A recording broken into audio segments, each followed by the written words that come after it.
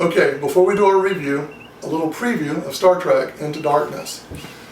We find the Enterprise, Captain James T. Kirk, and his crew on a mission to capture, and they're supposed to kill, the terrorists that just bombed and killed a lot of Starfleet Command. Kirk gets really ticked off. He convinces an admiral to let him go out and track down the guy to kill him. They take the Enterprise, they go off. The man's in Klingon territory, the Klingon homeworld. They go after him. Spock convinces Kirk not to kill the man, instead bring him back for justice. Kirk agrees, they go in. Strangely enough, they catch him. They're actually surprised at how easy it is. He pretty much gives himself up. They also find that their ship has been sabotaged. They don't know what to begin with, but then they are starting to slowly realize that their ship has been sabotaged. And we all come to find out in the end that the Admiral of the Starfleet Command is responsible for that. The Admiral from Starfleet, who brings his giant dreadnought class starship in to destroy the Enterprise. So the Admiral wants this man killed because he is responsible for reviving him. And he wants his tracks to be cleared. He doesn't want any evidence, and that's why they sent the Enterprise after this man. And that is also why the Admiral himself comes after the Enterprise in hopes to obliterate all of the evidence and not link Starship to any of these attacks. So Spock, Kirk, and the entire crew of the Enterprise find themselves fighting a large dreadnought starship.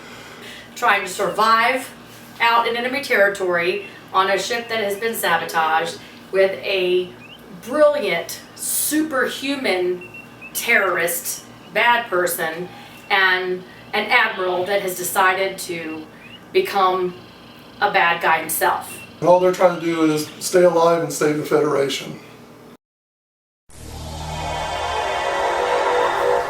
Hi, I'm Steven. And I'm Shannon. And we just saw Star Trek Into Darkness. And boy, was it dark. It's revenge dark. Dark bad guys, dark crew members. Dark clouds. You have a really mean bad guy, and spoiler alert, we find out that he's Khan Noonien Sun from the old series. Very mean, very evil. They needed somebody who was as good as Ricardo Montalban in the old Wrath of Khan, and I think they found him. They found him. He's really mean. I liked the fact that they all have developed their relationships that they're going to have. They start to bring in the people and their personality, like the Doctor, and like Scotty and Chekhov and Sulu and Ahura. They all have their personalities. And if you've ever watched Star Trek, if you're an old Trekkie, then you'll understand when you see this movie that how they're bringing them in and making them who they are. It's like a prequel to the Star Trek series. Well, I think they're just basically retelling the story. Since the last movie they went in, they just mixed everything up and changed it. So they figured, okay, now that we've changed everything, how would things be different? Do we have a time fracture?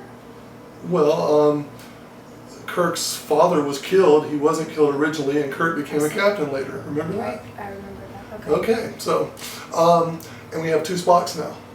We have, yes, Spock because Prime of the time and fracture? Spock, yeah, because of the mix-up.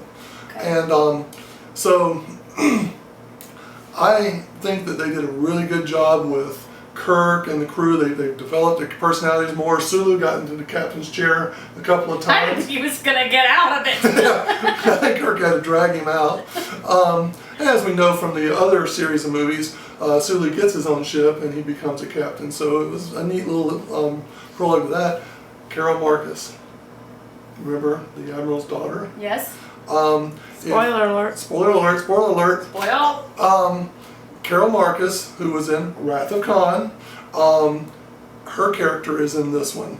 And I think they did a really good job of casting her. She was fun. But the little bobbed hair thing they gave her, I think was put there to mess with the minds of Trekkers, who were going to look at that and go, oh, it's the lady who gets godlike powers in the old Star Trek pilot. But it isn't. I think she's just... The double agents and all of the mystery and the revenge, everything happened was really dark. Yeah. I like that about the movie. It was The first movie was just action, action, action, which I Right. had no problem with. It was a great movie. He likes action. I like action.